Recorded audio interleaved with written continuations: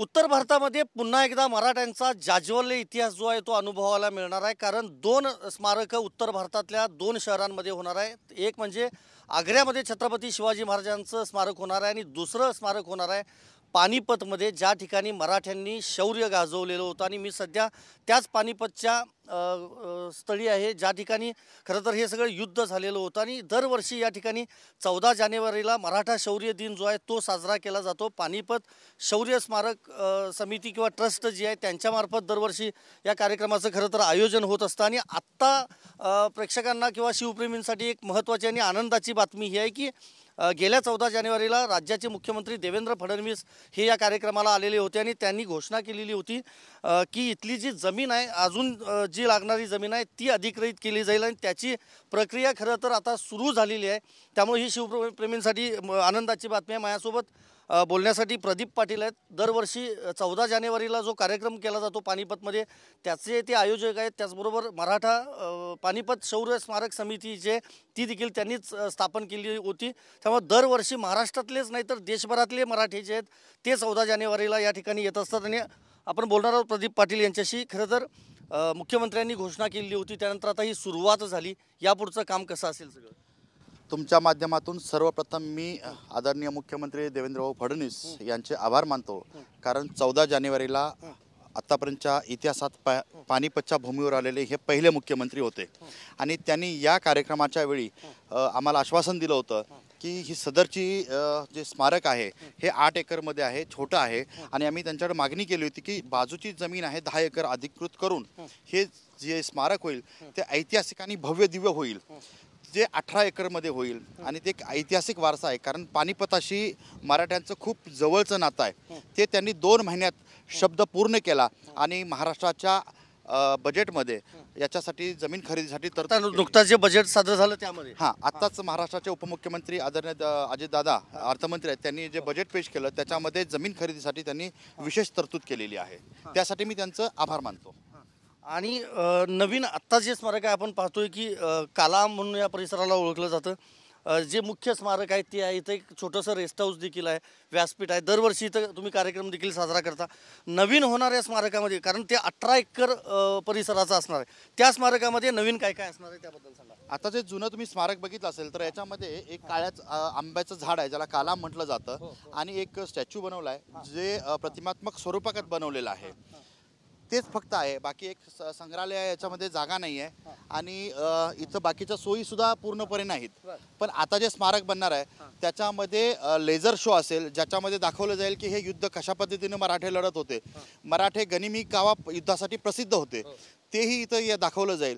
आणि या युद्धात ज्यांच्यापासून प्रेरणा घेऊन माँसाहेब जिजाऊंचा पुतळा असेल, छत्रपती शिवाजी महाराजांचा अश्वरूढ पूर्णाकृती पुतळा असेल, छत्रपती संभाजी महाराजांचा पुतळा असेल आणि ज्यांच्यामुळे युद्ध झालं आणि जे युद्धात जे लढले, धारातीर्थी झाले, ते महाजी शिंदे असतील किंवा दत्ताजी शिंदे असतील, नंतर होळकर असतील किंवा सदाशिवराव भाऊ पेशवे असतील, विश्वासराव असतील, इब्राहिम गारदी असतील, या सर्वांचे पुतळे बसवण्यासाठी आम्ही प्रयत्न करणार आहे। आणि याच्यामध्ये बोटिंग, पार्किंग, रेस्टॉरंट या सगळ्या सुविधायुक्त एक अतिशय ऐतिहासिक आणि भव्य दिव्य असं स्मारक असेल, जे महाराष्ट्र शासनाकडून त्याच्यासाठी तीर्थस्थळ असं प्रसिद्ध केलं जाईल। आणि या स्थळाला मराठा शौर्यस्थळ असं नाव दिलं जाईल, कारण मराठ्यांनी इथं आपलं रक्त वाहिलेलं आहे असं म्हटलं जातं। की विश्वास आहे येत्या 14 जानेवारीला जो आता नवीन कार्यक्रम होईल तोपर्यंत काम होईल की थोडंफार संत गतीनं चालेल?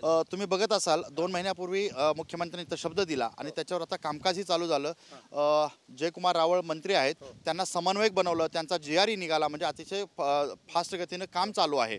आणि आम्हाला अशी अपेक्षा आहे की येणारा 14 जानेवारी 2026चा कार्यक्रम हा या भव्य दिव्य स्मारकाच्या ठिकाणी करण्याचा प्रयत्न असेल।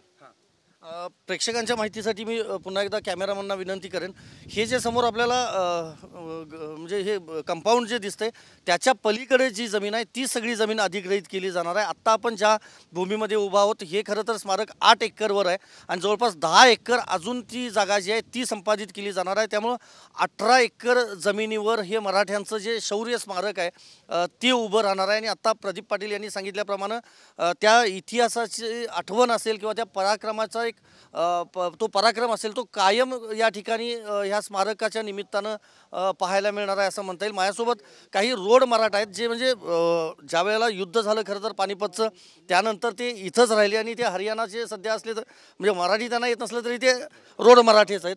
आपकी क्या प्रतिक्रिया है क्योंकि हर साल तो प्रदीप पाटिल जी और सब मराठी आते हैं, 14 जनवरी को बड़ा प्रोग्राम भी होता है, लेकिन अभी ये इतने बड़ी जगह पे नया स्मारक बनेगा.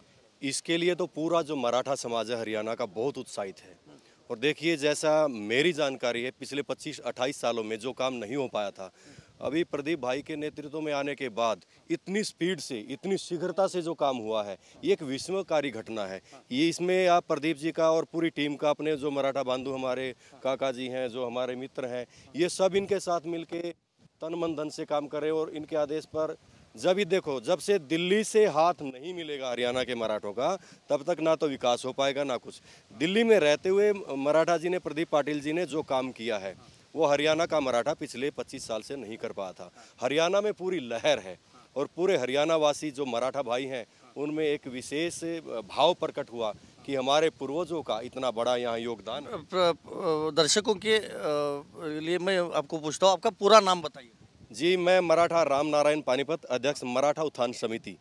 हमारी समिति भी पिछले 10-12 सालों से काम कर रही है, लेकिन इससे पुरानी भी एक संस्था है, मराठा जागृति मंच, जो कि 28 सालों से काम कर रही है। लेकिन जो स्पीड पकड़ी है प्रदीप पाटिल जी ने, जो मराठा शौर्य स्मारक के जरिए, और हरियाणा के मराठा उनके साथ जुड़ गए, और फिर पूरे भारत के मराठाओं को जोड़ के उन्होंने जो ये काम किया है, मुख्यमंत्री से मिलना, फिर पर्यटन विभाग से मिलना, फिर जल्दी स्मारक होगा. हाँ जी बिल्कुल. आपकी उम्र कितनी है और नाम क्या है? मैं लखीराम फौजी, दो दाने मराठा, दो दाने. कितनी उम्र है आपकी? मेरी 65 साल उम्र है. इतने सालों से आप ये प्रोग्राम देखते हुए आ रहे हैं, अभी नया स्मारक बनेगा. पहले ये नया स्मारक जो महाराष्ट्र के मुख्यमंत्री जी जो उन्होंने यहाँ घोषणा की थी, तो हमारा तो यही उनसे अनुरोध है कि इसने जल्दी से जल्दी बनाए, यहाँ बोटिंग चले, यहाँ स्टेचू लगे, संभाजी का स्टेचू लगे, सदाशिवराव का स्टेचू लगे, और सारे सिंधे परिवार के जो भी यहाँ शहीद हुए हैं, तो उनके सारे विषय में ये बात जाए। और प्रदीप पाटिल जी ने जो ऐसा या 3-4 सालों से हम यहाँ आते हैं, राज्यपाल जी भी आए, यहाँ मुख्यमंत्री जी भी आए, और सिंधे साहब भी आए, तो हमारा तो यही अनुरोध है कि ना जल्दी से जल्दी बनाए, और जो अब के सूर्य स्मारक हम मनाएंगे ना सारे पाटिल जी के साथ, बड़े उत्साह। और मुझे एक बताइए, अगर कोई भी सरकारी काम होता है तो उसमें देरी होती है कभी कभी. दूसरी बात, जमीन अभी अधिग्रहित की जाएगी. अभी हम देखते हैं कहीं पे हाईवे होते हैं तो किसान जमीन नहीं देते. तो अभी तो मैं देख रहा हूँ ये यहाँ पे गार्डन जैसा भी है और आगे तो पूरी खेती दिख रही है, तो ये पूरे किसान दे देंगे ना? दे देंगे किसान, क्योंकि रिफाइनरी इंडियन ऑयल है ना, जो पानीपत की जो रिफाइनरी है, उसने भी 20 करोड़ रुपया दिया है। तो हमारा उसी दिन से उत्साह हो गया था। फिर मुख्यमंत्री से मिले तो उसने भी यहाँ स्टेज पे अनाउंस किया, उन्होंने जो अपने शब्द बोले, मैं भी यहाँ पूरी सहायता करूँगा। और हरियाणा सरकार भी, महाराष्ट्र सरकार, दोनों सरकार मिल करके इसका ऐसा सुंदरीकरण करें कि सारे विश्व में यहाँ पर्यटकों की तरह। शुरुआत में बोला था अभी 2 स्मारक होने वाले, एक आगरा में छत्रपति शिवाजी महाराज का होने वाला है, दूसरा यहाँ पे. आने वाली पीढ़ी के लिए कितना सहायता क्या लगता है? यहाँ तो कुर्बानी दे रखी, इतने दुनिया मरी है, तो यहाँ स्मारक बड़ा होना चाहिए।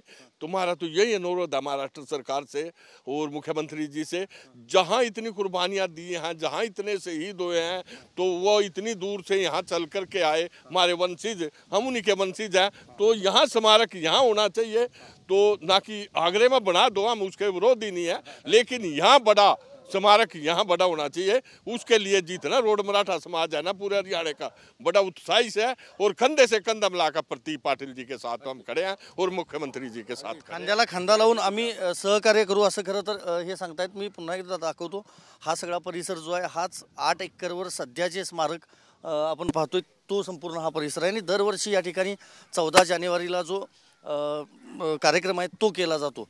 खरं तर महत्त्वाचं हेच आहे की राज्य सरकारनं निर्णय घेतला आणि त्यानंतर ही जमीन अधिग्रहित करण्याचा जो निर्णय आहे तो देखील आता पूर्ण झालेला आहे.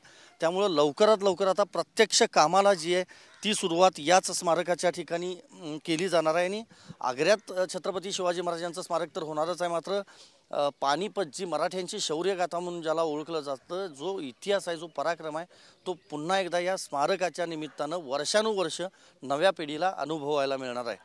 व्हिडिओ जर्नलिस्ट राकेश कुमारसह मी संदीप राजगोळकर, TV9 मराठी, पानिपत, हरियाणा.